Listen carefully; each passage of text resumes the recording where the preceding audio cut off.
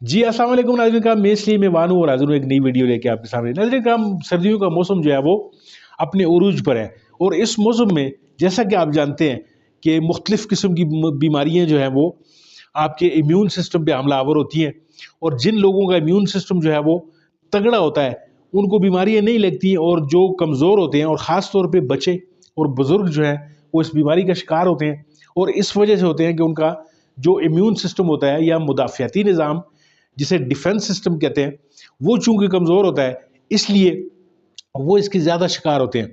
नज़ला ज़ुकाम जो है वो इसका जो मेन जो इशू होता है वो है बलगम का ज़्यादा हो जाना, यानी आपके अंदर जिस्म के अंदर जो बलगम या रेशा जो होता है जिसे आम ज़ुबान में रेशा भी कहते हैं वो ज़्यादा हो जाता है और वो ही ज़्यादा परेशानी का बायस बनता है आपके साइनस में, आपकी नाक में, आपके पूरा ये जो फेस होता है इसके अंदर जितने भी ग्लैंड्स होते हैं उनमें वो रेशा जमा हो जाता है और आपकी नाक बंद होने की वजह बनता है और दीगर जो अज़ा में आपके गर्दन आपके गले पे गिरा होता है वो नज़ला और ज़ुकाम की सूरत में आपको परेशानी में मुब्तला कर रहा होता है। तो रेशा जो होता है बेसिकली बज़ाते खुद जो है वो जिस्म के लिए एक अहम जो फ्लूइड होता है उसको माना जाता है, क्योंकि इसका काम जो होता है एक ग्रीस का काम होता है और पूरे जिस्म में ये एक लुब्रिकेशन का काम करता है।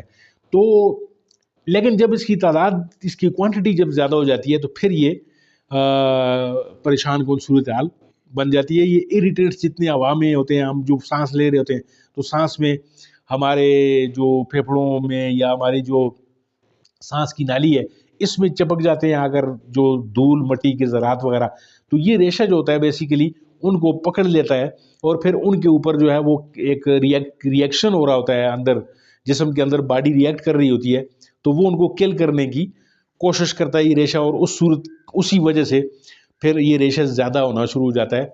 जब इरिटेंट्स ज़्यादा हो जाते हैं, जब बाहर की जो हवा पोल्यूट होती है वो चीज़ें ज़्यादा हो जाती हैं तो अक्सर जो होता है वो आपकी ज़ुकाम और आपका छाती जो है वो उसमें इन्फेक्शन हो जाता है, फिर रेशा और नाक रेशा जो है वो आपका नाक वगैरह बंद कर देता है जिससे आप काफ़ी तकलीफ़ में होते हैं।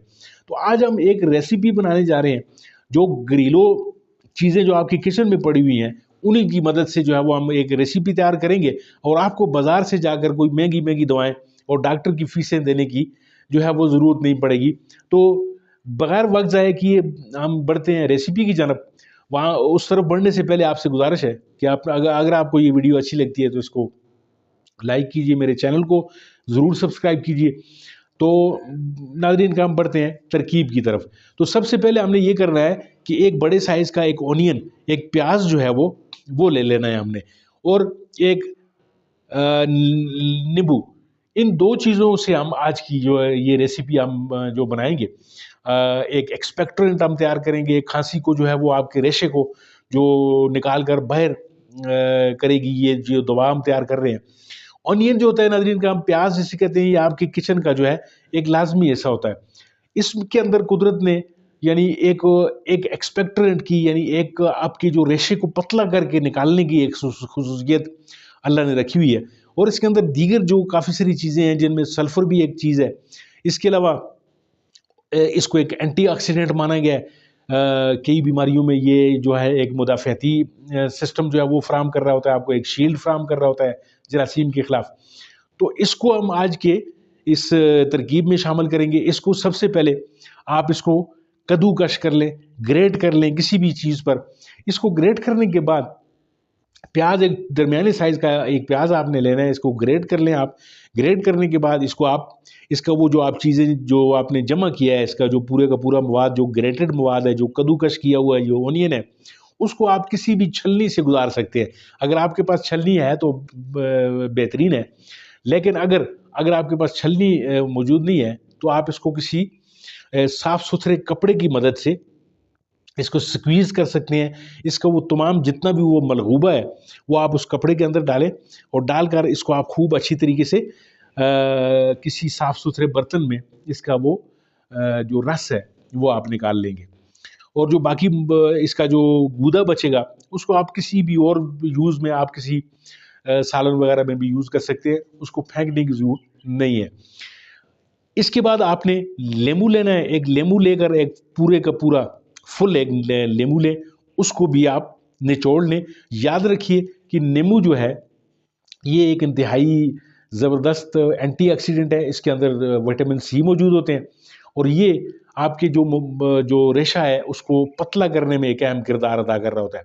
ان دونوں جو آپ نے لیے ہیں یہ دونوں جوسز، ان کو کسی بھی صاف برتن میں آپ ایک جگہ اکٹھا کر لیں، ان کو مکس اپ کر لیں، اور مکس اپ کرنے کے بعد ان میں اگر آپ کے پاس شہد اویلیبل ہے، ہنی، تو اس کو آپ ضرور اس میں شامل کر لیں.